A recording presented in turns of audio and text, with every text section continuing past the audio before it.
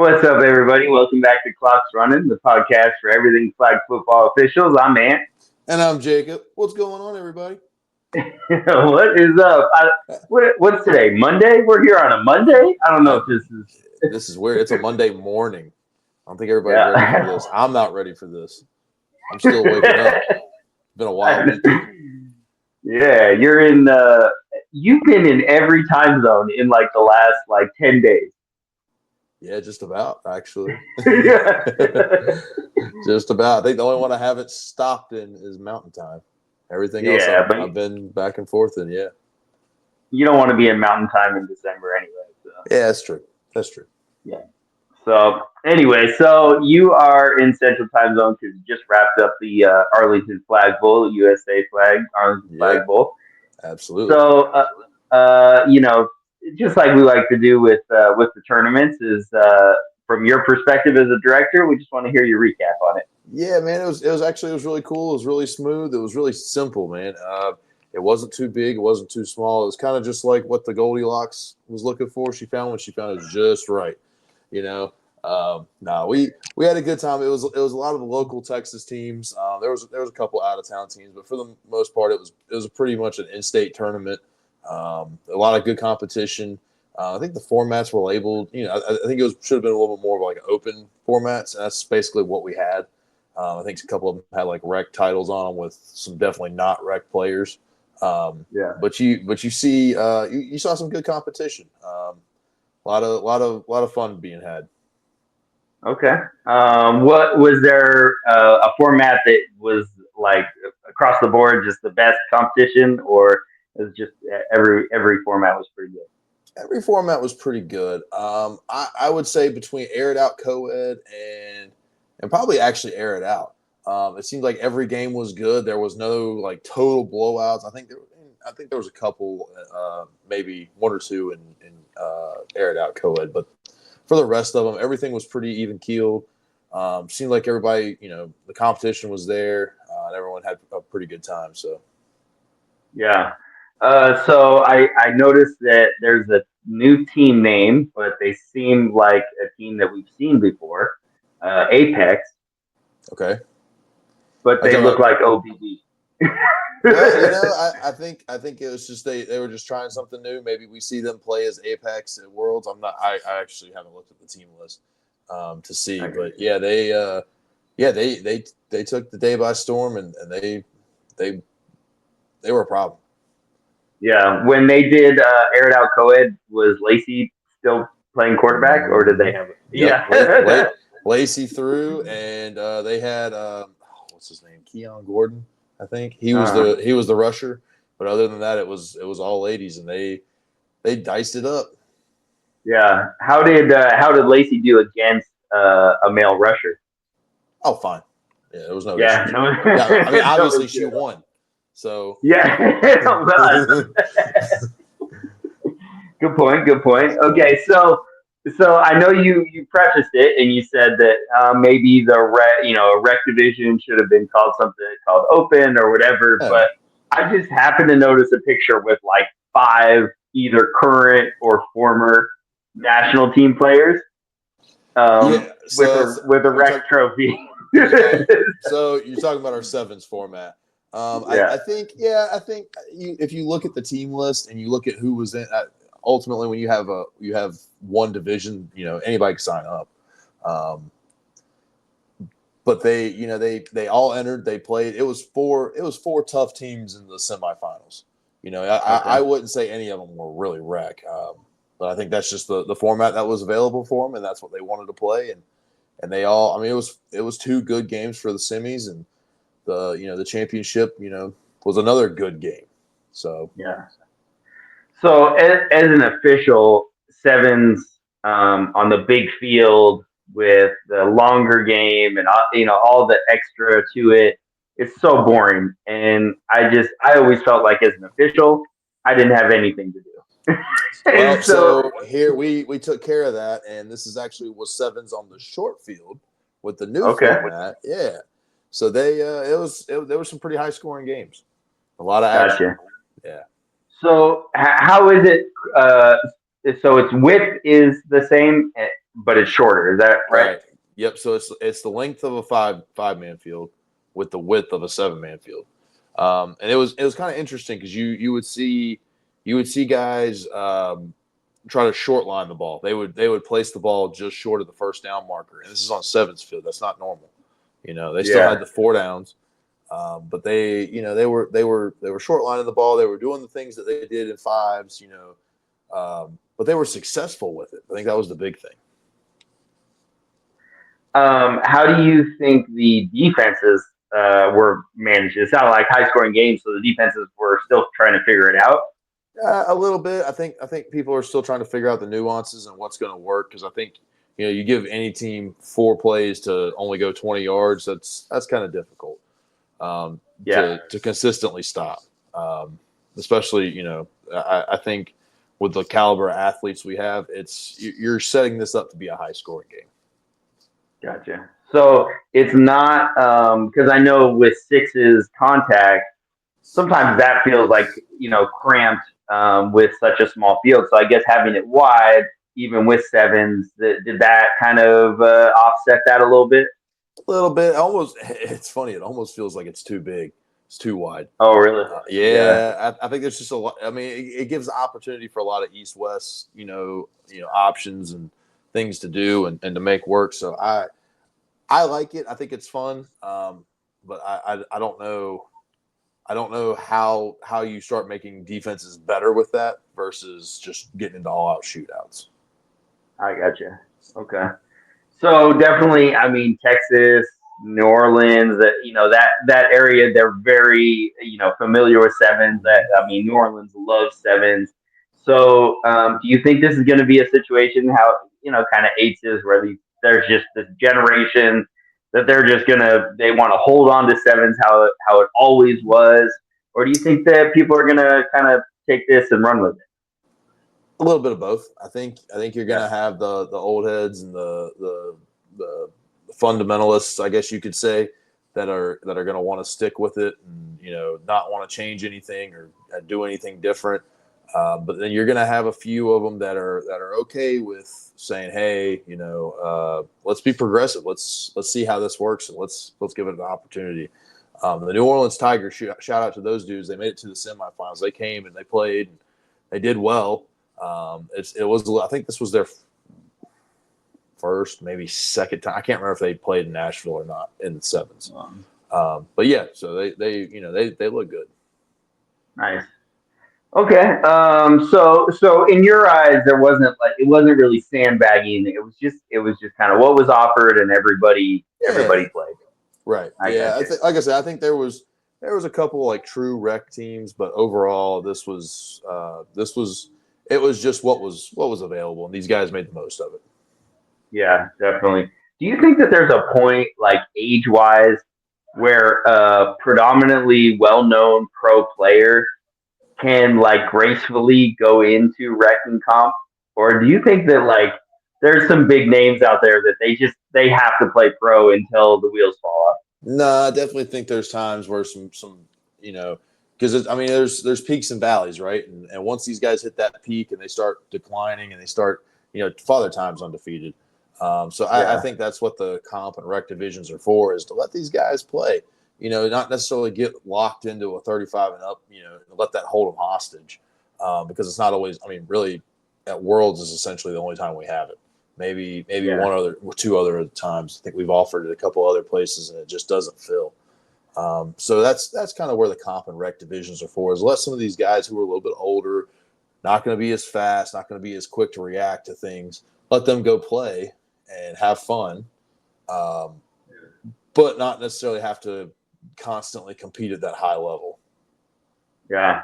Can you think of a legend, maybe DMV Carolina area that gracefully was like, yeah, I'm 45 or I'm 40. I'm gonna go into comp or rec, and nobody Yeah. really had an issue with it. So I'll actually pull a name out, and this guy was doing it. He started doing this as I was phasing in. I was coming in to play. I really didn't get to know him that well, but his name was I think Tim, not Tim Langdon. maybe it was Tim Langdon. Gosh, the last name's. But he was an older guy. We had the Carolina Panthers tournament every year. He would play it in the top division, and would be successful. And then by the time I came around, this guy's in his like late 50s, and he's playing, and he's just he started playing in the couch potato division, and and started having was having fun with it still, and was being successful. Was able to put points on the board. It wasn't just going 3 and out. Yeah. But and guys like that, it happens all the time. Yeah, definitely. Yeah, and I know. I mean, when my team first went to Worlds, I think we went against ATA, which was like a pro team. Right, they're out of Maryland, I think, or Yeah. yeah. So we played them, but we were in the rec comp divisions, Mm-hmm. and we definitely faced a quarterback that he was not brand new to the game. That's for sure.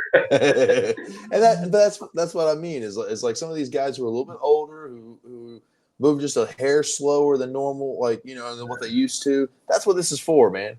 That and the young guys to learn and do pick up the game. We have another guy local in Camel City. His name's Matrix Johnson. He was actually was a director for Camel City for a little while. He played at a very high level. He still plays at a high level with 8s and 5s, and he went back, started a whole new team, went back to rec, and started there to play with these guys. This guy's in his mid 40s, and he's the knowledge is completely there, but you're not going to see him scramble for 40 yards and expect that every single time.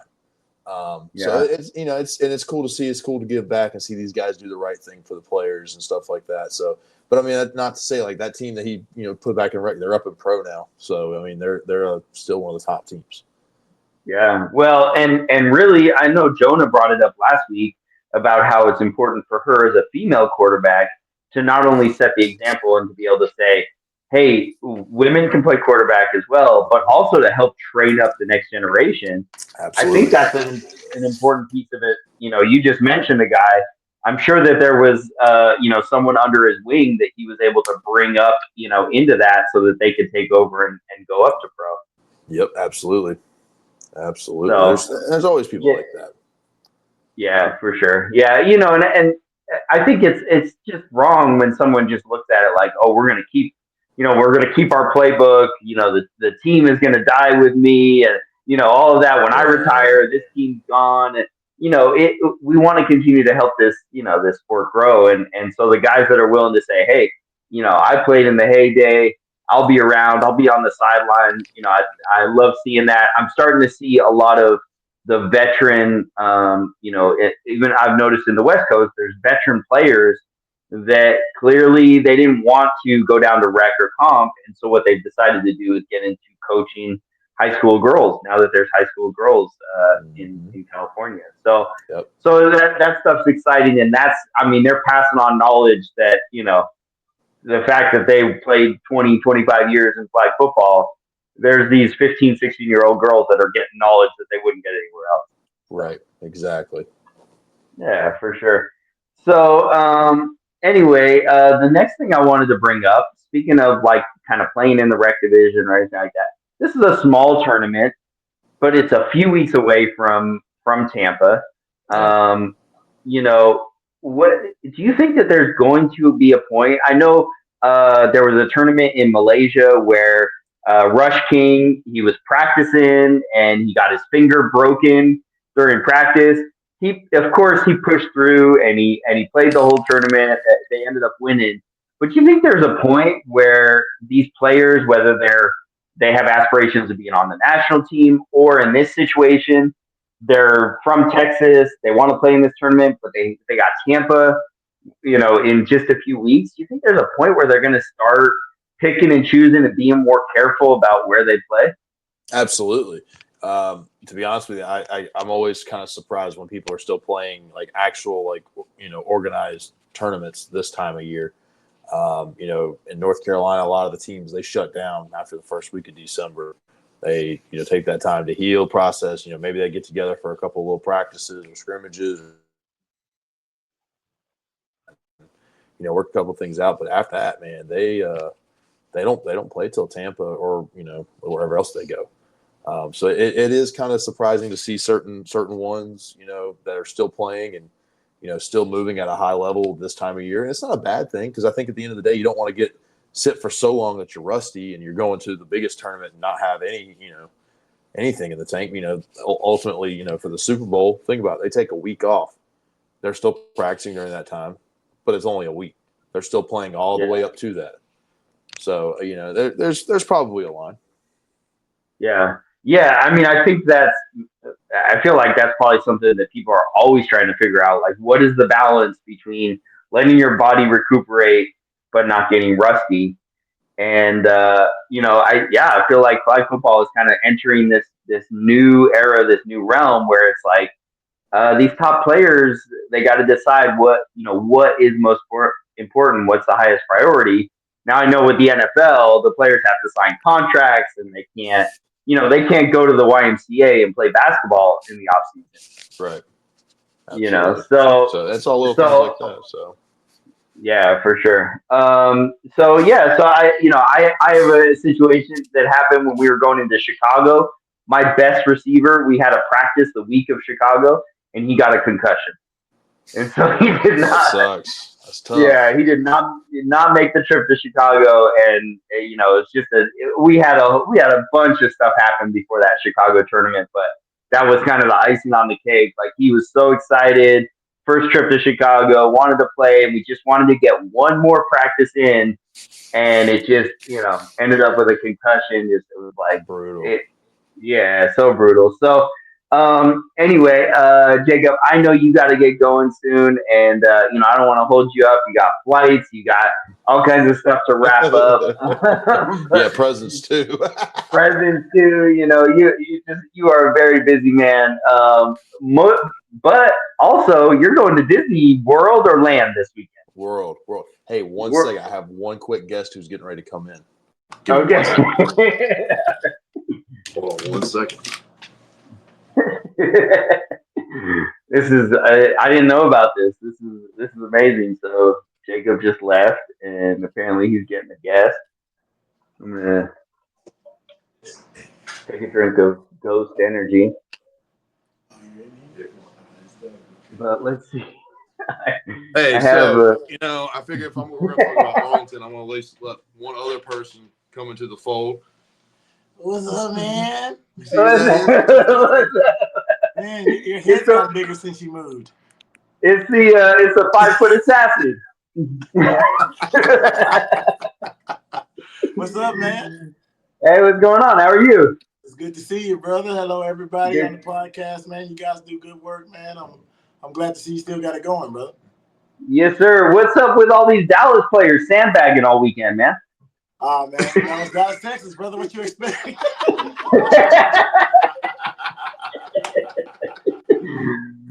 Yeah, we had a plethora of sandbagging, and but with the weather involved, we kind of allowed it and just tried to get through the week.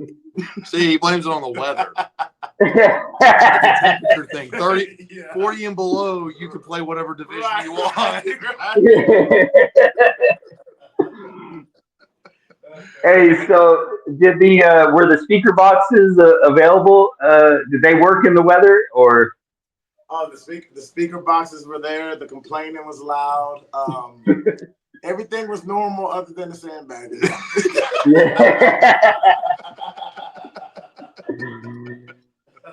Did you guys have any protests or anything happen over the weekend? I think we had a weird forfeit, and I'll talk about this. Yes. I think this was a cool one. So it was on Sunday. It was actually in sevens, right? So we're in the afternoon block. The only other format that's playing was air it out co-ed. So at this point, this is 7-on-7 men's. Guys come up to the field. There's only 2 of them. They walk up and they're like, hey, probably don't have anybody. We're not really sure. So the referees call us over. It gets back to us. They're then trying to scramble to find players. At this point, 5 minutes has passed. And we're like, sorry, it's too late at this point. I mean, we're not going to keep going back and forth. And all of a sudden they come walking up all these players, and we're like, they didn't even play with you guys yesterday, or if they did, we don't know. We're not checking every person, every minute, just because that's how the tournaments run. But yeah, so it was a little weird. They tried to convince us to let them play, and we were like, no, we're game time's forfeit time. So if anything, if you remember or want to take away for Tampa, don't be late, especially if you're trying to. And if you don't have players, don't try to tell us that you have players. Also, if you come to a flag football tournament without flags, this happened. Don't try to agree to play the game in just two-hand touch. Yeah. No. Fantastic vendor, shrooms. They're reasonably priced for flags for some of the best in the world. Yeah, that was a thing. Hey, but Chun, I only play defense. Why do I need flags? Right. Only play defense until you turn the ball over. Hey, we signed up for Flag Bowl, but we had no idea we need to have flags. Flag Bowl. Yeah.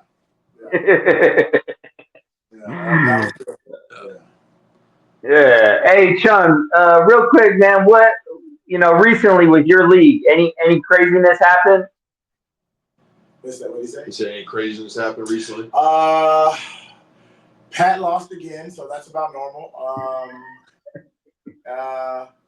We did have a Corey Webb dominating game in some mud for the championship. That was pretty cool. But other than that, man, it's been business as usual. Travis lost, which is normal. So business as usual, to be honest with you. Yeah. There you go. You have for pick six. You have anything exciting coming up for 2025? Any new changes or new rules you're gonna bring into place? As far as 2025, not that I know of yet. We're gonna try to use a possible complex that Troy Aikman is building out north in McKinney. But as far as this Sunday, I have a 7-on-7 Secret Wars tournament, and going to try to stay out of the cold until spring and kick everything back up late February, early March. There you go. Jacob, how about you with Camel City? Any changes for 2025 at all? Nothing right now. We I think now we'll have the 2025 schedule for USA Flag here in the next little bit, and once we get that, we'll go ahead and get our dates locked in for everything. But nothing. I don't think any major changes right now. Yeah, no, I think everybody's looking forward to that. Checking out where USA Flag is going to be in 2025.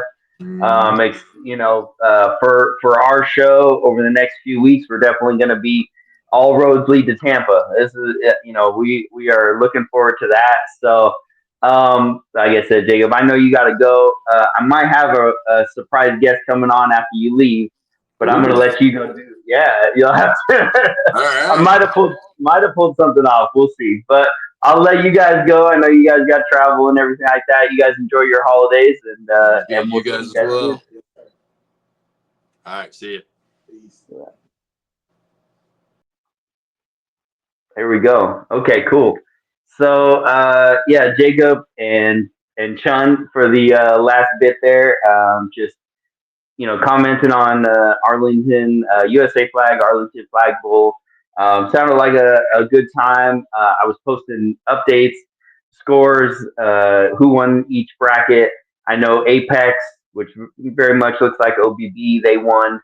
Kind of did a nice little sweep there. Cream Team won one of the divisions, and then there was Football and Finance was the other one. I think they won co-ed. They won sevens, and then they won fives men's as well. So I am going to pause and see about this guest coming on, and we will be right back. All right, we are back with Clocks Running. So we have an exciting guest here. He is. I think there's so much you can say about this guy. This is somebody that when I was still playing, I played against. But he is one of the best in the country, in the world. He's one of the best on his team. So without further ado, here we go. Velt, what's up? What's going on, big homie? Hey man, appreciate you coming on. No problem. Thanks for having me. Yes, sir. So every time we have a new guest on, we just like to give them the opportunity to kind of share their origin story about how they got Okay. involved in flag football and kind of what brought you to this point today. So the floor is yours, man. All right. No, I appreciate it. If you don't know me, my name Velt. Been playing flag the past like 6, 7 years. Started from semi-pro. I had a friend, Dante Orr. He's down in Orlando. Told me to come out to this sports social league. Me now, I know what the sports social is. Just to get like some cardio, work on your reps. But I didn't know at the time. I went out there, played a couple league games, and ran into Nate Webster, who played for Fighting Cancer. Ran into him. He's like the big brother for me. Took me everywhere. State tourneys, out of state tourneys, shoot, just the ins and out of flag life, just really anything. Um, Kind of ventured off from him, teach me everything, and I kind of took it upon myself, like, all right, I got a group of guys. We made our own team and basically give back of like everything of what I've learned. In the midst of doing all of that, ran into certain people and shoot, got me to Team USA really. Enjoying every moment, love the game, love the people that's playing the game, and I'm really excited that it's growing at a fast pace of what it is right now. So I'm definitely excited that like I'm a part of that flag culture. So definitely respect that part for myself. Yeah, for sure. So you and me were actually having a good conversation on Facebook this morning Yes. about the rule book. So, so, so I posted a video. It was from the four-man playoffs last year in Tampa. It was YTG against KOV. Definitely an exciting game. So Hmm. basically, what happened is the ball carrier, he initially flat guards at one point, and then he gets around, dips, and during the dip, he basically gets tackled. Basically. So, yeah, so naturally, four man is non-contact. Hmm. But what we were talking about as far as like dipping or jumping. I remember when I was a player, especially in contact, everyone just says if you dip or jump, see you later. Like Right. like That's what I was you told. know, Stay away from the yeah, sideline. Don't dip. Don't jump because they basically almost can do anything, just about. yeah, yeah. And I know that there's especially in some of the leagues in the East Coast with contact. They're gonna let things fly, and even Mhm. sometimes all you got to do is have a flag in your hand, and they'll say, okay, whatever he did to get that flag is Mhm. cool. Facts. So yeah, so that I know that contact can be that way in some leagues, but even nationally, in the rule book for contact, it falls under the same thing that you got to make an attempt at the flag. Right. What I've seen with contact is those are the plays that lead to fights. Maybe not a fight in that play, but you plow It somebody out of leads. the sideline. It it Yeah, leads to it. You hit my friend on the sideline. I'm walking over there. I'm coming yeah, over regardless. yeah, exactly. And especially if that player gets pushed into the opposite sideline and they come up and they're immediately surrounded by 10 dudes.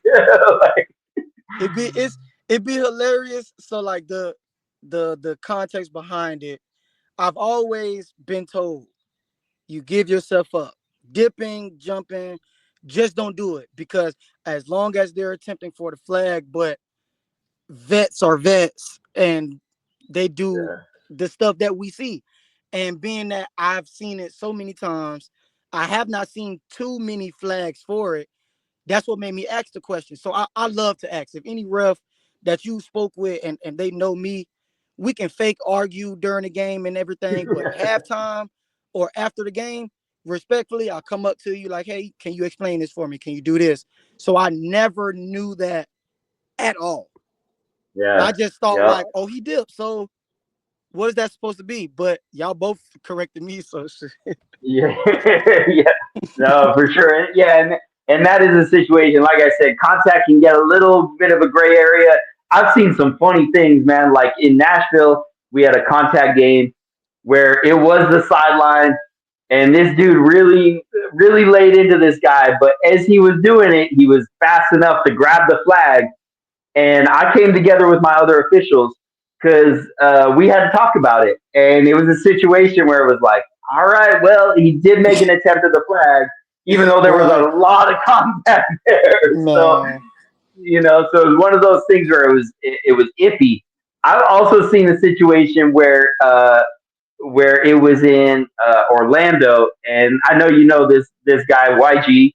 That was in the video this morning. Yeah, so he did the funniest thing, and he pulled it off. So it was a contact game, and sure enough, it was a body up situation.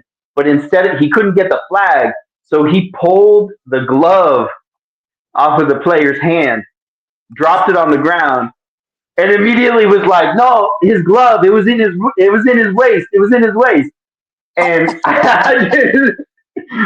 I just happened to be watching from the other field and saw it happen, but the official, what they saw, they called and they were like, "Oh, okay, yeah, he's down there." And I was like, Why? I would say other than YG. I'm in Florida. It's different talent here in Florida. Everybody's fast. "Yeah, Everybody's aggressive. There's some slick people that can do exactly what you just said. Body yeah, up, but end up pulling the flag. Body up, or pull a jawstring from the pants and make it a yeah, flag pull. Like it's a bunch of people that just won't get a flag, no contact, anything. Like, hey, the flag here, or somebody's hat about the hat falling off because it's a yeah, part of that. yeah, So slick. I don't like them. I don't like. They my yeah, teammates. I don't like them. yeah." I don't like Hey, them. and that's where those player myths come from, man. Is like Yeah. the vets are just like, "Oh, okay, I figure it out, this or that," and ultimately that falls back on us as officials. If we don't know the rule book and a vet starts chirping in our ear, Yeah. and we let them convince us of something, well, that's our fault because we didn't read the rule book, you know? Okay. So, okay, Yeah, question. From a ref standpoint, this is a real question, by the way, because you said the exact words. How say the play then went by, or just the whole game, the team is talking to the ref on that sideline, like, hey, watch this, or look for this, or you're not calling this, or whatnot. From a referee standpoint, because I know this is an interview towards me, but you the ref, so I'm gonna ask you, yeah, yeah. what are they supposed to do? Like, do they communicate back? Do they ignore them, or do they get persuaded? Like, like how you say, like, what's the correct way? Like, when it Yeah. comes to the teams talking to them and stuff like that. All right, so I know every official handles their field differently. I'll tell you what I do for myself when I'm on the sideline. Ultimately, that's the thing we've talked about a lot on this show is that officials in flag football are far more accessible than any other sport. Mm-hmm. We are right there. The players have every opportunity to talk to us. I mean, you go internationally, you got to be 5 yards back. There's a box that Yeah, you're you in. You can't even can't go leave across that box. midfield. Nothing. Yeah, so it is very different. What I try to do for me is if it's not interfering with the game, with the pace of the game, then I will have conversations. But what I make sure that I'm doing, say somebody's talking to me, having a conversation, they're telling me, they're arguing, whatever it is. As soon as my play clock hits 10, I'm like 10, and I just cut them off. And I'm like, so I want them to understand that they can talk all they want, but my play is continuing to go. And Facts. so Okay. so, so that yeah, that's really what it comes down to. I do try to have conversation before the game starts at the coin toss with the captains. Try Mm-hmm. to say these are my expectations. The biggest things with me are unsportsmanlike stuff. Calling Yeah, people out of that's names, getting out of hand. yeah, all that stuff. So I set that from the get go. I said, look, these are my warnings right here. Mm-hmm. We're going to keep this to football. Let's play football. All the illegal equipment and all that stuff, I bring that up. And then the other thing I say to them is, look, you're the captain. You're the captain. You're the only two people that should be talking to me. Okay. And that's what I try to set. Now, of course, that gets thrown out the minute the game starts, right? Right. Soon the whistle blow. and And how many captains go back to the sideline and tell the rest of the team what I just told them? Yeah, not too many. Not too Not many. too many. So so then I just really try to manage the game from there. Okay. I've had situations. I think the biggest thing that helps me is I continue to try to study the rule book. Going into Yes. every tournament, I'm just studying. I want to make sure I know these rules front and back. I have a Okay. cheat sheet in my front pocket. You know Yeah. what I mean? And so, Prepared. I mean, I had a situation in Arizona one time where literally it was a pro co-ed game, and it was the freaks were on my sideline, and I just remember the conversation happening where something came up, and I said, actually, that's incorrect. Here, let me show you on my cheat sheet real quick, and I showed it to him, and then the Yeah. next play, another player was trying to get in my ear, and the first player was like, "No, man, he's got rules in his pocket. Just leave him be." Yeah. Leave it be official. I like refs like that though, because it's different for us to pop up and just play flag football, because after every tourney, the first comment from a player, you will see it's either the venue or refs every single time. So I know it's a hard job. I did a couple times, not too many. I wouldn't dare have somebody talk to me the way how us players be talking to y'all, but y'all do it's a handful that do phenomenal jobs, and then a couple of them that I do peep, they do bring out like Bcov have it his on hand, Yeah, Ramon on hand. Like I speak to them, Brandon Key, Robert Keys. Like it's a lot of refs. If you see them on the field, this is going to be a good game. Y'all, yeah, I go talk to my team. Either it's No Mercy, YTG, Kings of Florida, whoever at the time. It doesn't even matter. Hey guys, White Hat over here. Yeah, he's gonna throw it. So make sure y'all talk to us. Don't talk to nobody else. We don't need unsportsmanlike. Make sure y'all, if y'all gonna pull the flag aggressive, use your hands. Don't body up. Like it's certain yeah, refs that you know. And then now you got Bob over here, who just here collecting a check.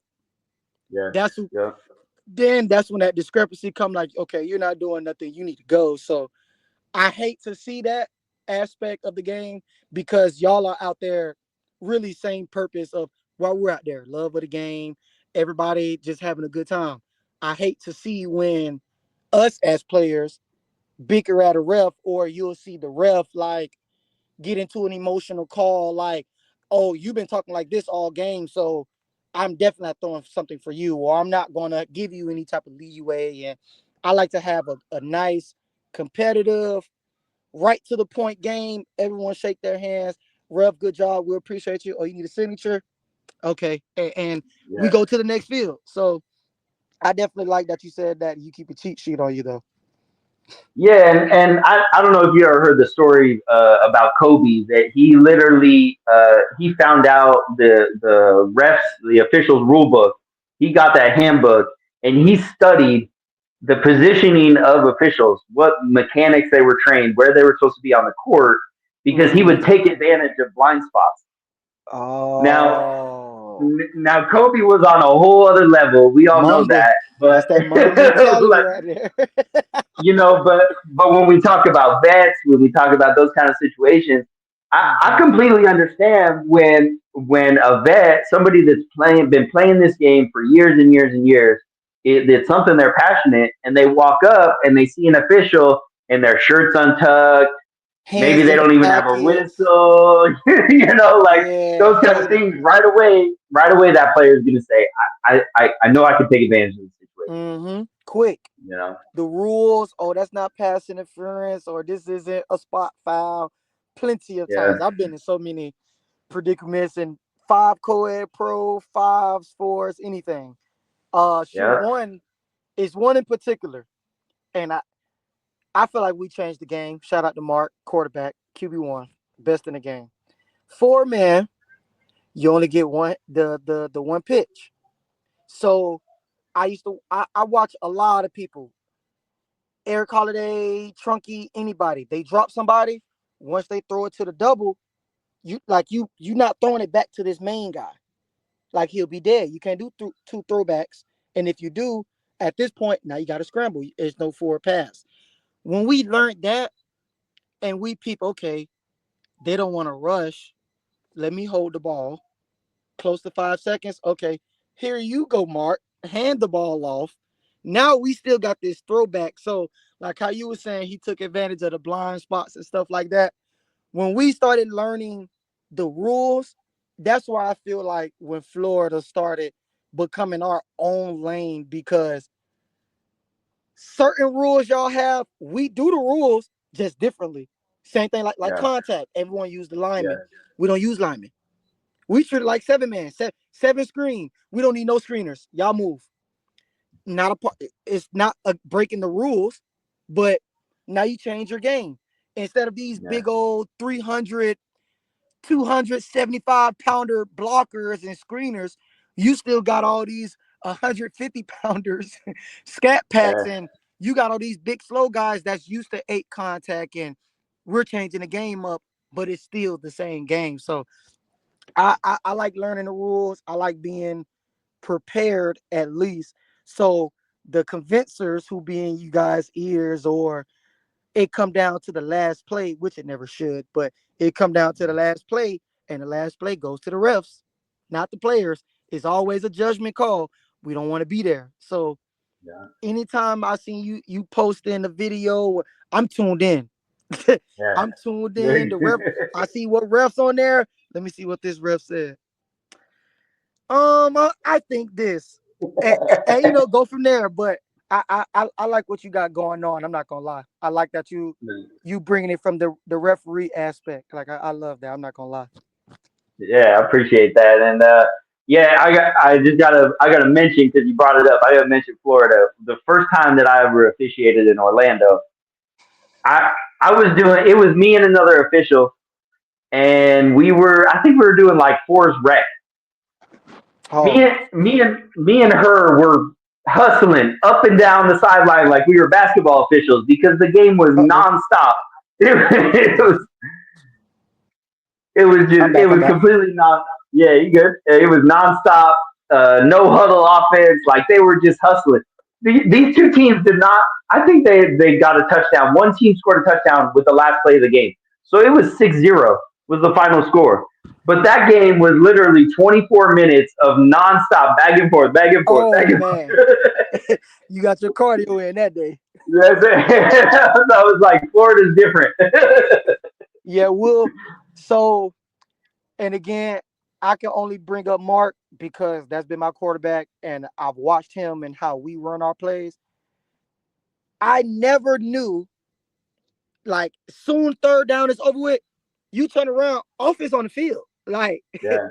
ready. Referees got a 40-yard sprint, got to be set. So now here's my question: Does it's I I know part of it, but I will question it. When teams are doing that, they're ping pong back and forth, college basketball game, nonstop fast break. A Yeah. team is on the other end, they just got stopped at the goal line. It's third down. Now it's getting flipped.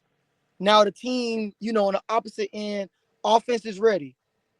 They have to wait for who to snap They the got ball. they have to wait for the officials to be set. Okay. So that does not only include the guy on the line of scrimmage, that includes the official on the rush line. Mm, So that's another player myth that if the rush line isn't set, I can rush from anywhere. right. That's not I've right. heard that a million times. Yeah, that is that's incorrect. Both officials have to be set. So if the official is nice, if that offense has just rushed on and they snap the ball because they see there's an official on the line of scrimmage, they snap the ball. If the official's nice, he blows it dead and he gives a warning, which in the rules it says they can give a warning. Okay. Now, but if they want to, they can just move right away to a false start. Oh, So now didn't know in that at all. yeah, so they blow it dead. It's a false start. It'll be half the distance. Now in early parts of the game, that's a replay down. So maybe not that Right. big of an issue. But if you're under 2 minutes in either half, if it's non-contact, you're Hmm. losing it down there. Right. So Dang, I didn't then you know that. cost yourself. Yeah, So okay, so offense cannot snap the ball until rush line and the line of scrimmage set. correct. And really, what? So again, back to what I how I approach it. For me, something I say at the coin toss, and then I cover it with both quarterbacks. The first play of each drive of the game for each quarterback, I go up to the quarterback. I say, "Hey, it's on my whistle. You are on my whistle for this first play of the drive." Okay. Yep. And after that, we hustling. We're moving. I'm not walking up slow. This is a fast game. We got to go fast. But Mhm. that the first play of that drive, they got to wait for my whistle. So I'm not blowing my whistle until I see whether I got two, three, four officials. I want to make sure they're all set, ready to go. Yep. Right. So once Where I it's see supposed that, to be. so yeah, so I'm not even looking at the line of scrimmage yet. Okay. And for me, the play clock hasn't started either. Okay. So then once I see my officials are set, I hack it in, play clock starts, then they can start going. Oh man, that's two things I learned today. There you go. That's two things I Yeah, learned. I never knew. I really never knew with the dipping and jumping one. I really yeah, thought like you doing these two out of not out the ordinary, but everyone can't dip, and a lot of people properly can't jump. A lot of people jump straight up, don't yeah, land correctly. Like it's not the correct way. But even still, I always thought if you did those two, that give yourself up with something, and the rush line. I thought if that rusher ref didn't set me up, we just go. And it's been yeah, times a referee done said that, like, "Hey, I'm not down there." Like, you know, basically go yeah, in a sense. yeah. So I never knew that. Yeah, because basically we want to look at it like that first play of the drive, we got a clean slate. We want everything to be fair. Hmm. And so if we're allowing a team to start early, or if we're allowing a defense to rush from anywhere, it's not fair. Right. And it's only going to cause more issues, because then right away the offense is going to be like, oh, it was a legal rush, or the defense is Right. going to be like, we weren't ready, we didn't have a rush line, and it just causes issues. So if we Facts. just kind of look at it like, hey, the play clock isn't going. If we're under a minute in the part of the game, then the clock stops in a change of possession. Hmm. So it's not costing anybody to let the officials get set. Right. So We try to catch so them off that's guard. It's not with oh the for refs. sure, for sure. Hey, but, we, you know, here's another player myth that the players always pay for, and I'm gonna let you know on this one. So when you get a first down, say you're on offense and the clock is rolling, okay. and it's second and mid. You score, you get a first down, but you're inbounds. What's the automatic thing that the offense does? If we get pulled like inbounds, like our flag Inbound. pull, I'm getting my Yeah. flag. I'm getting out. Next person got to come sub, or we use our Okay. timeout. Or you use your timeout, right? Yeah. So if you look in the rule book, it talks about the stop clock mechanics. When you get a first down, the clock stops and doesn't start until the officials are ready. Um, Now, it is not our job as officials to be yelling to the offense, "Don't call timeout! Don't call timeout!" right. Right. But before we can ever say anything, before we can say, clock starts on my ready or anything like that, immediately the quarterback's like, timeout, timeout, timeout. Once they Immediately. call it, yeah, once they call it, it's burned, you Mm-hmm. know? He lost it. So that's a situation where offenses, and I see this in pro, I see it in rec, I see it all the time, Mm-hmm. because in their mind they think, oh, okay, I'm in bounds, the clock's running, I have to burn this timeout. Right. Whereas really, what it comes down to is the officials are going to be set. So and that's the biggest thing to remember with the stop clock mechanics is there's some things like a first down that it's on the ready. So once the officials are set and hack it in, the clock's now rolling Okay. again. Whereas if you score, the clock stops and it won't start again until the snap. So Right. those are the two different things with that. So Okay. yeah, I mean that's another situation. It doesn't matter if it's pro, rec, whatever, contact, non-contact. I constantly see it where someone gets a first down in bounds and immediately they call a Immediately. We don't use timeout. timeouts. Is there something with Florida? Like Yeah, we don't think about it. Like the game time is the game time. The game yeah, clock, like you said, is the game clock. Unless, like how you say, we hear that five. Oh, we didn't make a play, or we not even huddled correctly. We burn a timeout, or like how yeah, you say, we don't use a timeout. Everyone's still in the shamble. We just got a first. We made subs or whatnot. 5 seconds left. Now we burn one. Like yeah, Florida don't ever, for some reason, don't know why. We don't know what a timeout is. We don't know. yeah, yeah, We don't know at all. yeah. Somebody help us. Yeah, yeah. No. Hey, you know what? And I will say this. That's something when I was watching all the games in Finland. I will say that international teams. I would say in particular like Japan, Mm-hmm. Mexico. Their clock management towards the end of the game and the end of the half at a very different level compared to what we see in tournaments in the United States Yes. where teams they'll be up a touchdown, there'll be 45 seconds left. All they got to do is burn the clock out, and they Yes. don't. And they go three and out, and then the other team gets on and they score and lose. And I see it all the time. Seeing Like, seeing it in person, while being in Finland, the big game, which was that Mexico and Austria game. yeah, Came out from the dorms or whatnot. Everyone said the game was going on. It's super packed. And of course, assumably, I believe everyone. Mexico, like yeah, talented, strategic, don't give up, like the same dog and that mentality that we see in the States, they have it in their own way. So like I try to tell everybody, like, yeah, the skills is probably hit or miss, but everything is exactly the same over there. So going into the game, they up. Like they doing what they supposed to. Austria fought. Like you said, the yeah, clock management, no timeouts. They're letting the clock run down.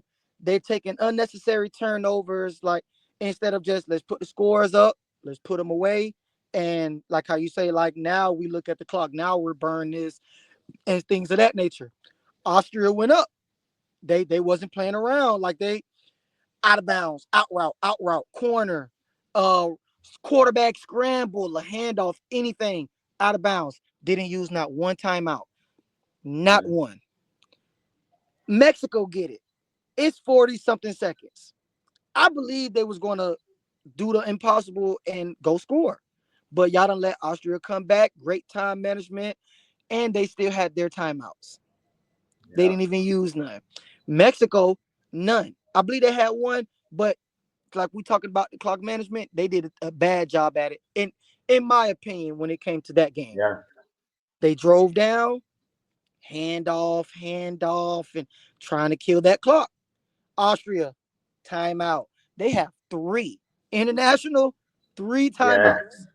yeah, Won the game. Now you in the gold medal game. If I yeah, can put a United States team in that particular like situation, I believe it'll be the same way. They won't use yeah, the timeouts like that, or it's already used. Like how you say, yeah, like they got a first down, not knowingly it stops the clock. They trying to get more scores. Timeout. Why are you using yeah, timeout, coach? yeah. Why? So I I, I look at those things and I compare us, USA. I compare the top teams that I play on. It's either we're trying to score at half and we burn our two Yeah, timeouts, or just yeah, so yep, happen we got our two timeouts because we never use them, and Now we're waiting on that miracle to pop up. Yeah. I like some other teams that we're up 6 minutes left, second down. Let's draw something up real quick. Like that Yeah. engages me. Like not now you're Yeah. into the game and things like that. Yeah. You see people lose from not using the timeouts or using it too early. And that's a big aspect of the game that nobody really kind of think about. Let's just go get great players. That don't mean anything. We've lost a handful, not too many, but getting the best players don't mean nothing. You got to be great clock management, game manager, the referees. Who's the strict ref? Who's the ones like, oh, we just gonna let you guys play when it comes to the dipping and stuff that I've always thought was the rules. The Yeah. Yeah. I'm not sure which article. I want to say it was article 4 or 6 that you said this morning. That's how we Yeah. play. We drop our shoulder. Yeah. We Yeah. create Yep. contact and stuff like that, but we pop up with the flag in our hand. So now it's like Yeah. you're not going to throw this flag now. So Yeah. it's big Yeah. aspects of the game. Yeah, for sure, and that's why that situation. I mean, I found that video and I was like, "Oh, this is perfect," because you see it all the time. You hear it, instant response. Oh, he gave himself up. He Yep. gave himself up. He dipped. He jumped. All of that, and you just got to think about it. These are non-contact formats, and so as an official, if contact happens, we should be looking for what caused that. Now, there are some incidental contact situations like two people getting tripped up with their feet. That's incidental contact. Right. You know, those scenarios. But if there was contact in any situation in a non-contact game, then we should be calling something. And so that's a situation where okay, if they jumped, first and foremost, we got to look at the ball carrier. What does the ball carrier do? If they jump or dip to avoid getting their flag pulled, which is what they legally can do, Mm-hmm. then contact shouldn't have happened. Right. And so if the defender initiates that contact, whether it's wrapping up or putting their shoulder into, and this is a non-contact format, then we're really going to look at that. Okay, we got to call that. That's illegal contact, or that's holding, or if it gets to the point where it was way too far and they really Right. blew somebody up in non-contact, that's unnecessary roughness. Now we got to deal with that. And so, those situations, because it is non-contact, when contact happens, you got to talk about it. Now, if the ball carrier jumps, and like you said, they don't know what they're doing, and they jump face first into the defender, Right. then they've initiated that contact. Mm-hmm. So that's I like how in the international rule book how it's listed. They have two terms. They got the right of way and right of place. Yes. That took a You minute for me know, to learn. That trust me. yeah, and Gold medal game. My injury. Nobody. Well, I don't think nobody knew I was hurt. Our first drive on offense. We scored. I forgot who scored for us. This is a conversion. We go for two. Pablo. I'm to his left. We both drop. He swings the ball. I'm now the double. I get the ball. I make a move. So now this that right of way, right of place. I felt like I had right of way and right of place. To explain it, just small detail. It's in a picture of basketball for anyone listening. You have to be set. Can't be moving. Nothing. Can't be rocking. Feet set. You have to be in place. Now that right of way. Now it's like, okay, are you in traffic? Is it you just trying to get the call, LeBron flopping and stuff like that, or yeah, are you really? I stepped in his lane. I got set. Now he has to avoid me. Right of way, right of place. Now, to go back to the scenario, I'm running to the right. There's a defender running this way. I'm running away from him. There's another defender that's to my right. He's trying to stop me. The one trying to stop me slid in front of me, but there was a small gap. If anyone looks at the video, you will see that I reached. I tried to turn I tried to avoid him at all costs. Yeah. Contact was made, yes, but I felt like being that I'm trying to get out of his way, he wasn't set, he's pictured running at me, I should be good. No, Yeah. we're gonna get this charge on you. Yeah. Yep. um, let's turn it over. So Yeah. that right of way, right of place internationally, it makes a big difference, a Yeah. huge difference.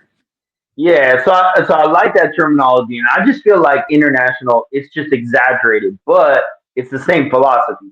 So Hmm. if we're looking at non-contact, now if we look at international, what do the international players do? They catch the ball and they're literally stepping out of bounds because they don't want Hmm. to take the chance that they get an illegal contact on Every time. them. Yeah, now it's bigger international because illegal contact is 10 yards. Whereas here with the U.S. locally, it's 5 yards. Yep. So it doesn't make as big of a difference, and so I think that's why people are more willing to try things. But it takes the same philosophy. So really, as a ball carrier, what you just need to think about so that you don't get that illegal contact, you're not the one initiating the contact. Hmm. Is if you're jumping away from the defender. If you're Right. dipping, you're dipping away from the defender.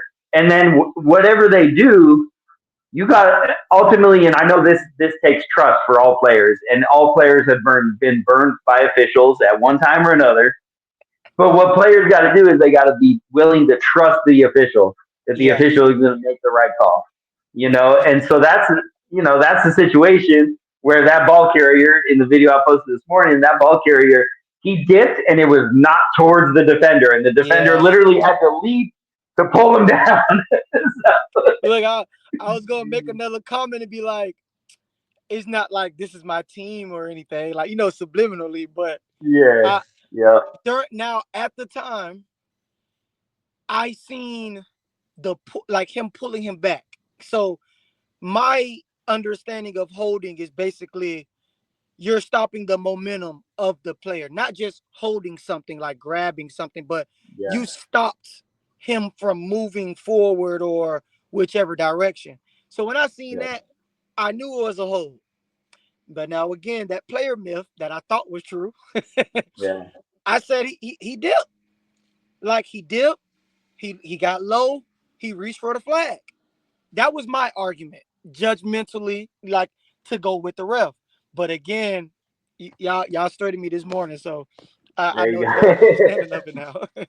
Yeah, and to kind of go off of that, there's another situation that I really try to, like I said, I want everybody to have a even playing field.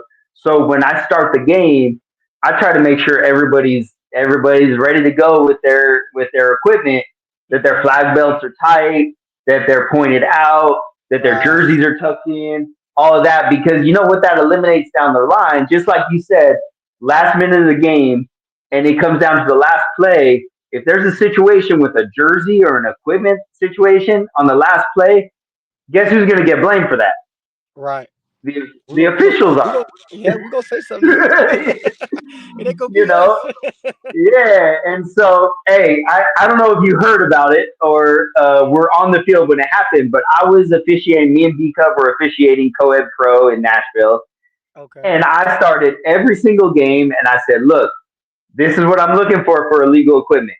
Hmm. You pick the belt up to your belly button and tighten it, Yep, and then we all the way good. up, all the way. All the way. I made a joke. I said I'm gonna lift it up then. Like I lift the belt up. and one of your teammates, Hoosh, I threw a flag on him the first play of the game for illegal Yep, equipment, yep. and he was like, We was "What?" we was hot. We was hot. I swear we was.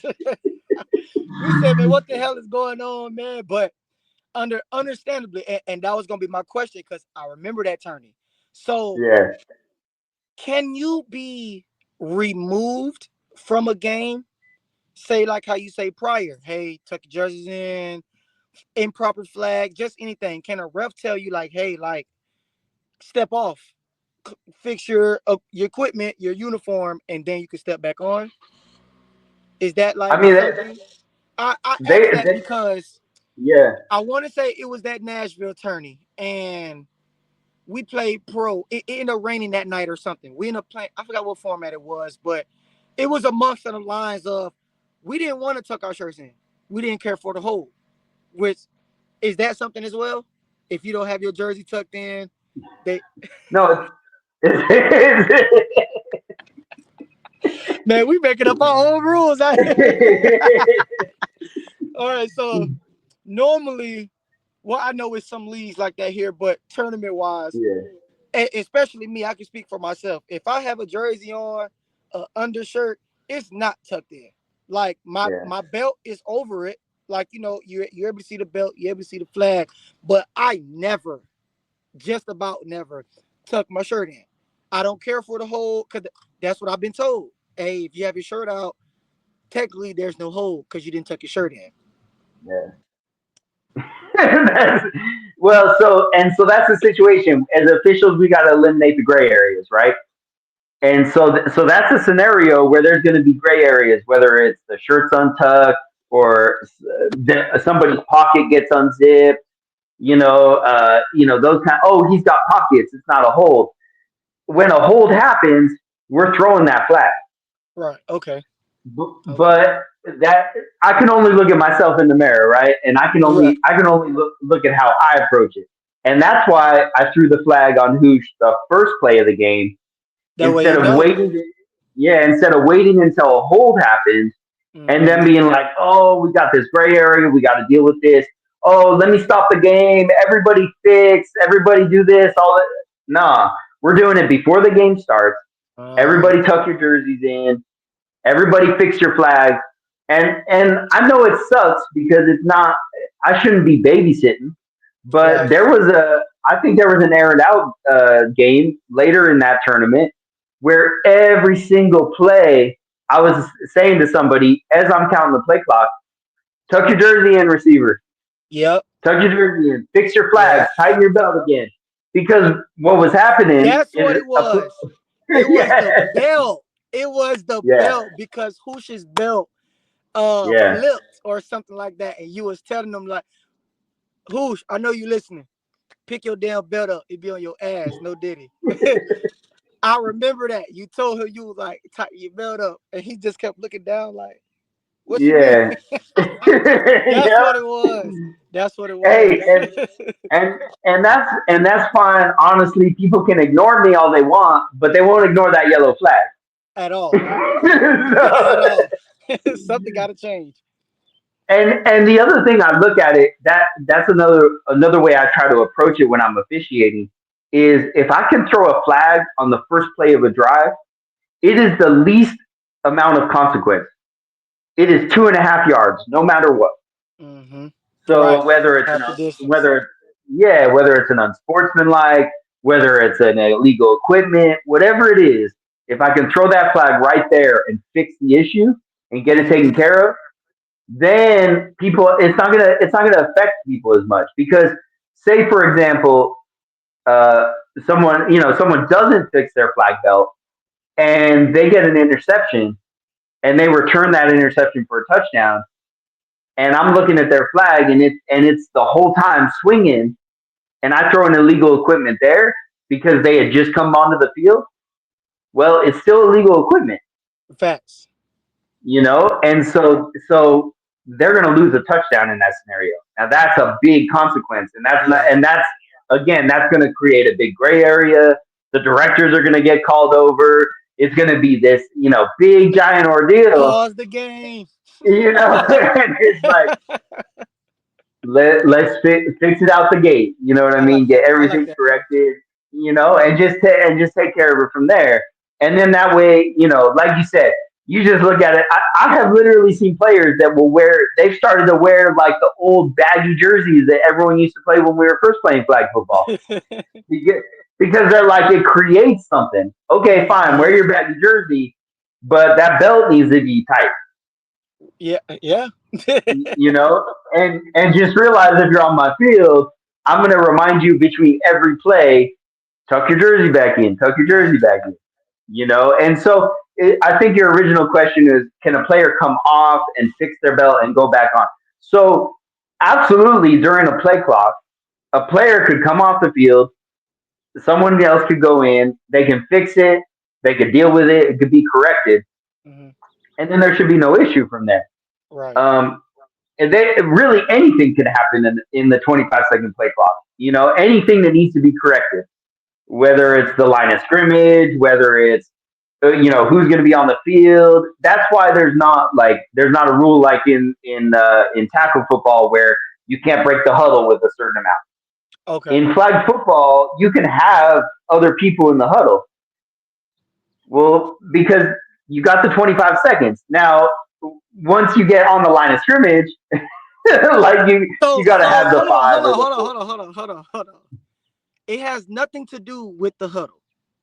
There's no rule about breaking the huddle with a certain amount of players. That is not a flag football rule. It's the same with how many players you got to have on the line of scrimmage. Wow. The It's only been player you plenty have of to scenarios. have. We've been in a huddle like this, like spread it out so we won't feel like we're in a huddle with so many people and all of that.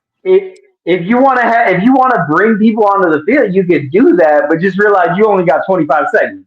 So People gonna hate me. I'm gonna do that. I got man. I'm gonna have the so whole 12-man roster on the field. Like, yeah, man. and All right, and then then now we snap. yeah, and then Wow. Didn't know that. but the other thing is though, everyone that's going to be in the play, they can't just sneak on from the sideline. So that's the other thing to keep in mind Okay, is they gotta be in between the numbers got you. initially, and then they can spread out from there. But it's and then as far as Okay, okay. you see what So, I'm saying? how So far, 5-man wise? How far would you say the numbers is, like yardage wise, from stepping onto the field? it's probably 2 or 3 yards. Just somewhere visible in front of that, like that, the sideline rep that was right there. Exactly. Yeah, Okay, because I mean I know that there's teams that will sneak a receiver on plenty. and and that receiver is going to run a go route down the sideline. Right, right. And so that prevents that from happening.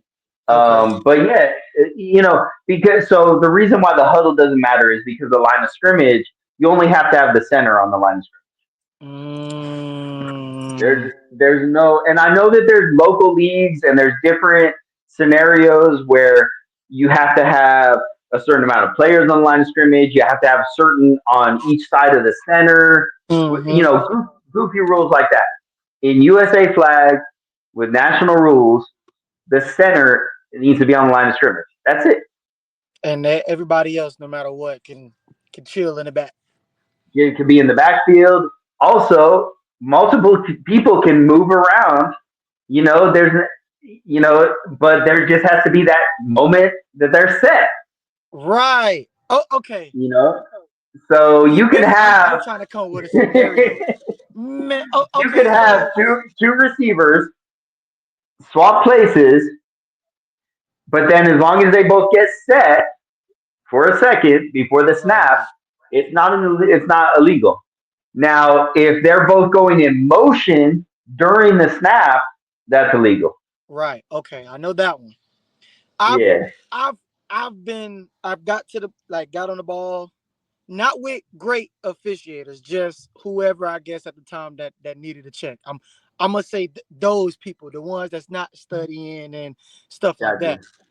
Yeah, I've moved people like that. yeah, Like, hey, no, you on this side or you on this side. Oh, you have two people like basically in motion. Like, yeah, what? I've argued that and I've taken a flag about that. And so like yeah. I'm glad that's cleared up, but I'm assuming I guess judgment call they thought they were in motion, but again, All like right. So, it's once they move though. Once like yeah, I'm looking at this one like, hey, like y'all not even supposed to be on this side. Y'all need to go on the other side. But I'm not talking loud just for them to hear me. They moved. yeah. And then like they weren't even set yet. I didn't get to say hike yet. Penalty. You got two people moving at the same time. What? Yeah, again, you got that 25 seconds to do what you want with it. Now, I'm fine. I'll take that delay of game. But don't tell me two people can't move, and then you just told me two people can move. That's yeah. crazy. And I think what happens with that is there are a lot of officials that they start in tackle football. Mm, So if they, in the back of their head, they're going to default to tackle football. And so that's a rule in tackle football. The mm, same thing with the huddle and all that stuff. And again, if you have a vet on defense that's screaming for it, and the official isn't confident in their rules because mm. they didn't read the flag rule book, they default back to tackle and they go, oh yeah, that DB's right, and that DB just tricked them into it. Now let me explain the whole with a challenge and how that works, because what you're talking about is you're talking about procedure. It's not judgment. So in that scenario, you this is what I would do. Now this is my advice on a podcast. We're not on a field together. Right, right, so right. but this is my advice in this situation.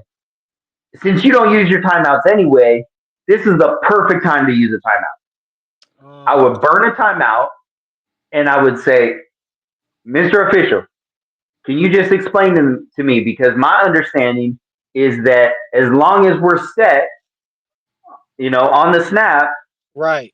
I can move people around anywhere I want. Can you please clarify in the rule book? Now, if they say, do you want to challenge? Well, you already burned your timeout. So say, okay, yeah, I'm going to Right. challenge it. Let me challenge. Okay. I need to understand the procedure here. You've burned the timeout. You stop the clock. You get the clarification of the rule, and then it gets fixed. And honestly, that teaches the official as well. And then they've Yeah. now corrected it, and it's not, they probably won't make that mistake again. At all. At Yeah. all. So, and who knows? Maybe it's just as simply they're going to look it up. They're going to pull it up in the rule book, and they don't even have to bring over a director, and they'll see it and they'll say, okay, this and that. Now, I got another an illegal motion that maybe I don't know if you know. Do you know that the quarterback has to be set a No. second before?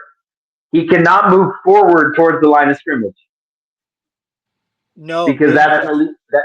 that's an illegal motion. He's moving towards the line of scrimmage on the snap. Wow. So I I thought know that out of everybody, I never, to be honest, I never thought about it quarterback yeah. aspect wise. Didn't know that. So side to side, he can move side to side, but I see a lot of quarterbacks. They're trying to trick the defense, right? So they're in shotgun and they try to hustle real quick before the snap happens They to get start to under center. run. They can they can do it sideways, but not forward. Exactly, because then they're the motion player. Um, They're man, side to side. shout out to Chris Hughes. He one of them. When he's not set, yeah, or he peep the rushers on whichever side. So if the rushers over here, he'll start slightly moving like yeah, opposite. And once he's starting to like get ready to say hike, he getting the freaking head start like to yeah, go. So yeah, I never thought, at least quarterback wise, it'll be something. Didn't know yeah. that. Yeah, because Dang. it's the same as a receiver going in motion sideways, and they take a step forward. The moment they take a step forward, that's an illegal motion. Right. That's Okay. that's the same thing. Dang. Yeah. Man, I don't know if I got So an officiating question for it. It's just more like, do all refs, or when it come before attorney? This is probably my last question. I know you guys get together beforehand, early morning. All right. Basically expectations. yeah, When looking for refs, USA, UFL, UFFL, international, anything, are there more times to where they're really learning the rules, or do they just get a phone call or so like, hey, are you available? Can you come officiate? And just go from there. so the expectation is that they read the rule book. Everybody sent the rule book going into it. Like for Tampa, going into it, every official that signed up, they actually had to take a test. Oh, on the rule. And so, which is like what they do in tackle. Any official that, whether it's high school, middle school, college, mhm. pro, they are constantly taking tests, trying to, get better at officiating, and they have to pass. There's a percentage that they have to pass to continue to get reps, to continue to get calls Okay. to go. Now, of course, with flag football, there's a shortage. This game is growing, faster than than Yeah. anyone's expected. And when all these veteran players are screaming and yelling at officials, you lose officials. Yeah, because So, you can't. I don't want to say you can't. People do what they do. Respectfully, you can't talk to yeah, anybody like that.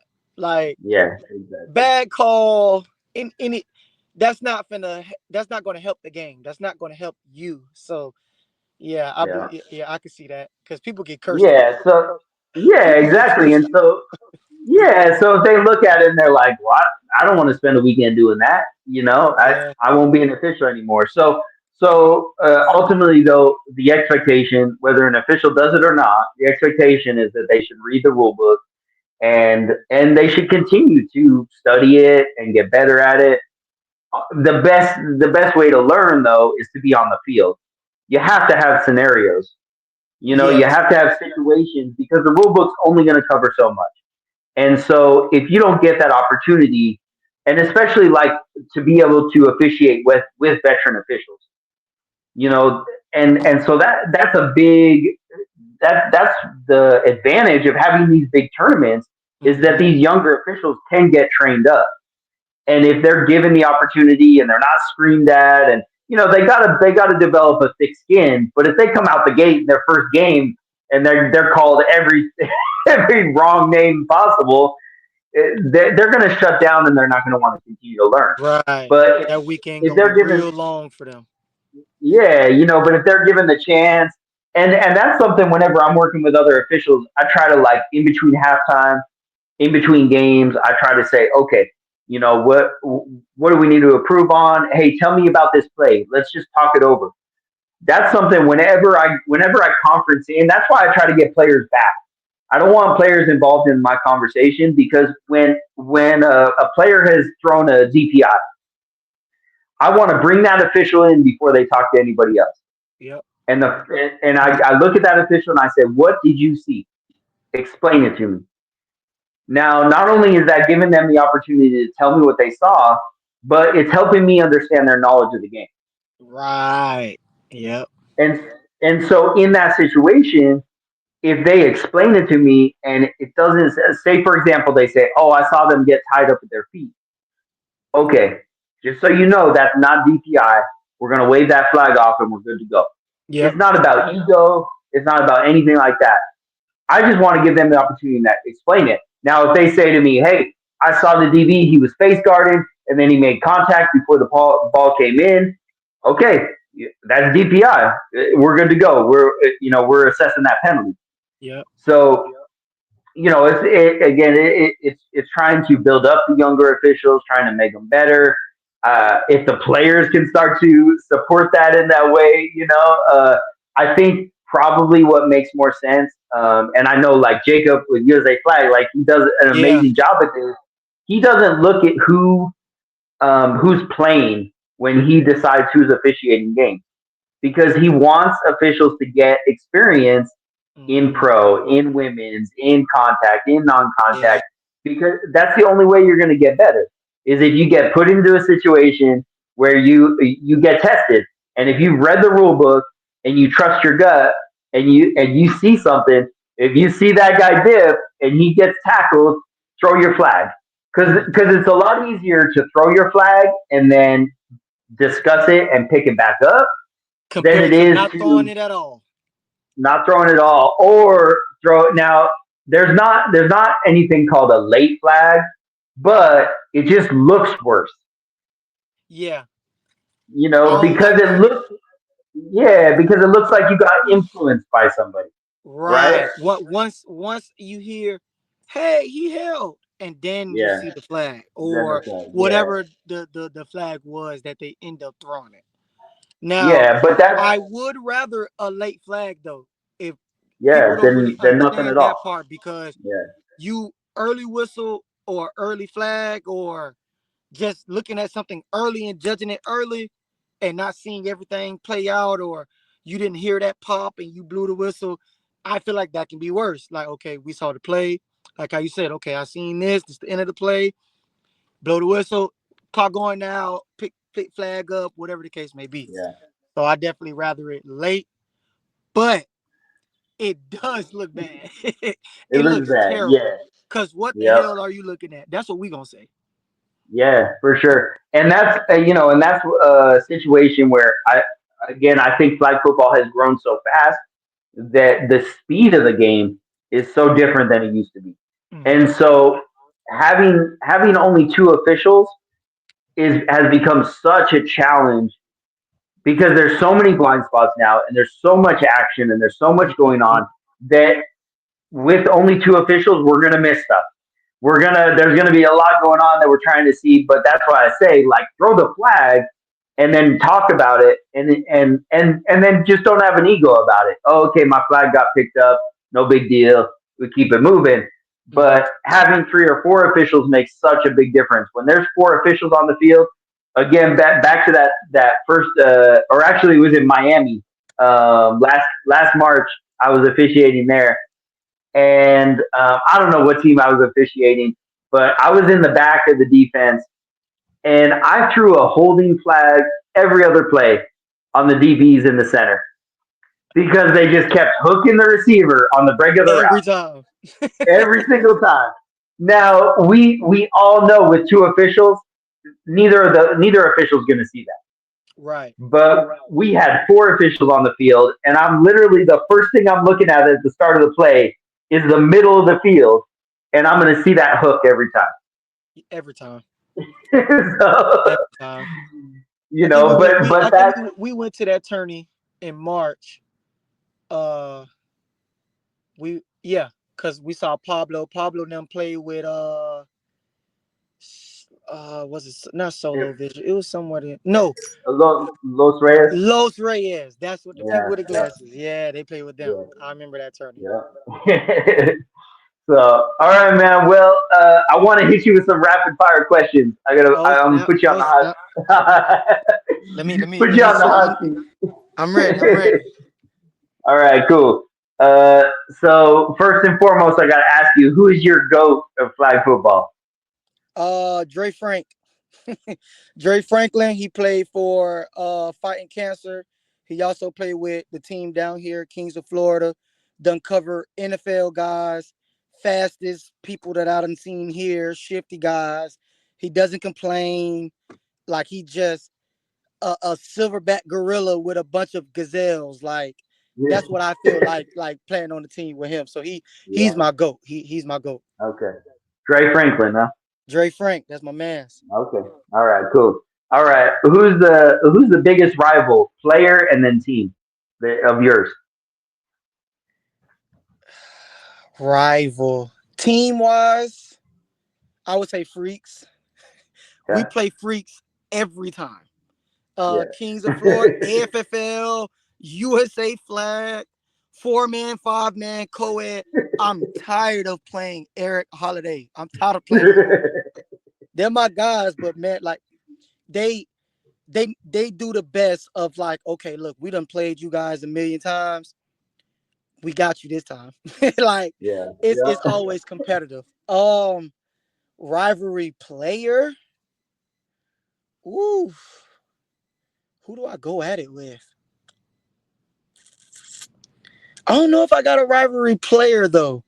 I feel like everybody kind of give me that we're playing a top player, so I want to lock you up.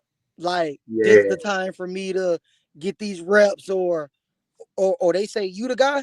Don't worry about it. I'm the guy. Like everyone kind of Yeah. give me that energy during the game, so I kind of don't got a specific rivalry person as of now. All right. Cool. I'm gonna let you pass that one. No more though. That was your one Yeah, free. and I don't know. I don't know who I. who I go at it with. Nobody kind of give me no like that rivalry guy. Like, oh, I don't know. All right. So next question. Who's the belt of female flag football? Tori, Brito, Okay. Tori, Tori. I don't want to say the next thing because she's doing it right now, but hips, dipping, understanding the game, IQ wise, team player, like she can be the number one option and would still love for the number two, the number three, or even if they've never played flag to be here. Like she puts everyone else on the pedestal before anybody else. If we whatever's needed, like, oh, you need me to snap? Okay. Oh, I need to go play defense really quick, pull flag. Like she's well rounded. Like she's one of the ones. If anybody paying attention, she's that. Like for real, she's Okay. her. Let me say that. All right. Who's your favorite, or what's your favorite format? Four man. Four Four man man. Okay. is man to man. I love. I've been playing quarterback a little bit, but receiver is my natural position. You Yeah. cannot help. I'm gonna go to wide. Your safety can't help you. Your backer can't help you. None of that. It's imano. I love four man. It just bring the best out of you. There you go. And who's your favorite teammate? Oh shit. I gotta stir that pot. Um, dang man. They gonna say I'm biased, but my little brother TK, Travion Kendrick, that my Okay. teammate. He take all the slack, like all the trash talk that I put him on, and like basically the expectations, like it's high for him. So he gives me the flowers that a lot of people don't give me. You know what I'm saying? Like not saying brother aspect or friend aspect, but just watching the game, man. He hits me up, wants to learn more about flag and just a lot of stuff. He's that's my man. That's my right hand Yeah. man. That's Okay. my guy. There we go. All right. Well, that's all I got for you for the rapid fire. And I appreciate it. All right, shoot. Rapid fire for you. Yeah. Here we go. Who is your go-to ref? Like, say you about to run a tournament, you got all the teams there, you got the venue, everything is set. You looking for a head ref. Who you call? Oh man, so I gotta call my mentor, Lance. Lance? I Yeah, love Lance. Lance, my boy. he brought me up for sure. He trained me up. So I Okay. got to bring him. Yeah. Uh, in a sense of having a bad weekend, referee wise, as a group, are you removing that person? Like, let's say this is a repetitive offense. You're not making these calls. I keep getting players to come to me about you. What are you going to do with that particular ref if they just so happen every single time they're getting talked about? And see, so that's a situation. I've had that happen to me where players have asked me to get removed from a field. I've had that happen on multiple different times, different tournaments, East Coast Nationals. It happened.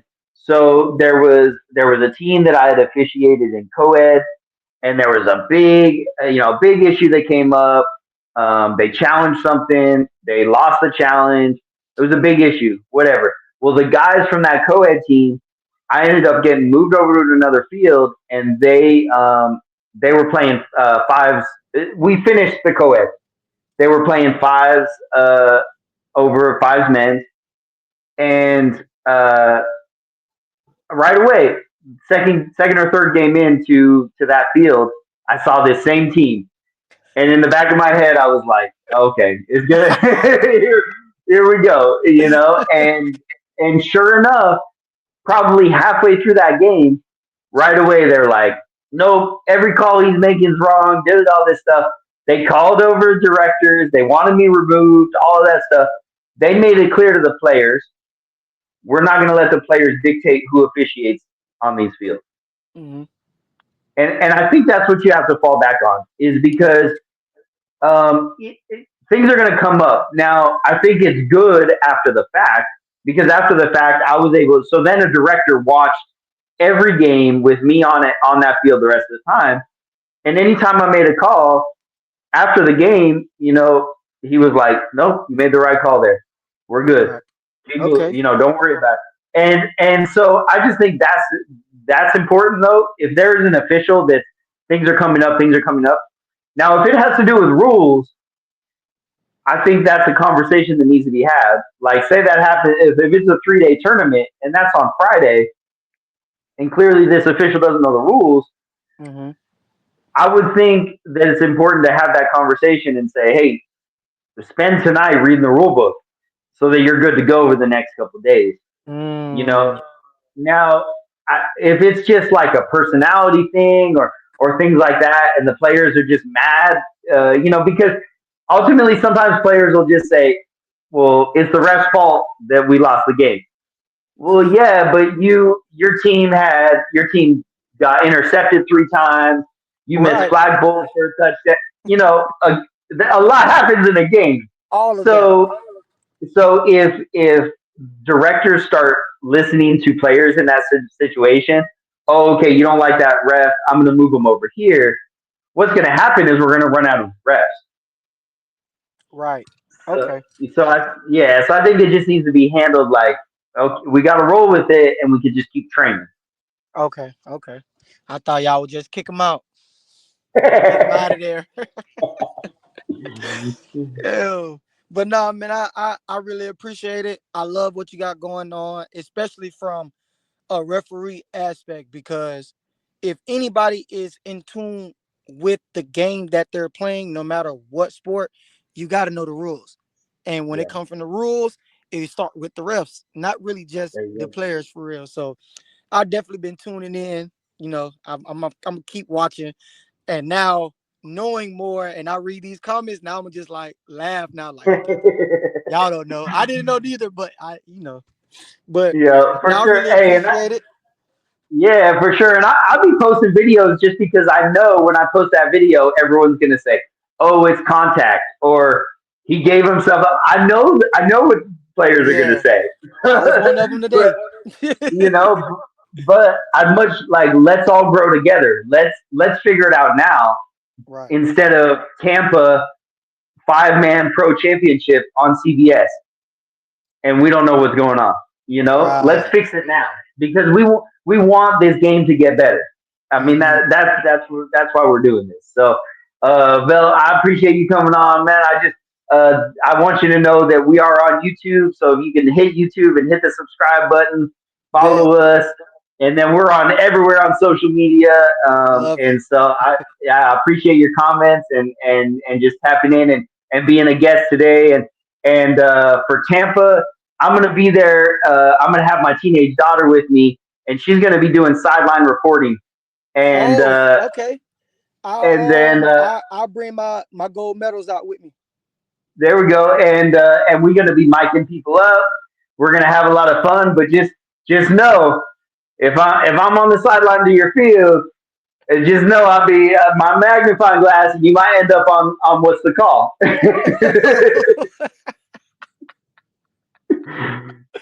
That's fine. It's all good. Yeah. So, I'm all good, right, man. Vel. I'm good. But if you walk up, you be like, "What's this called?" I'm look around like, "Oh shit." Yeah. Oh man, but no, that's gonna be lit. I'm excited for Tampa.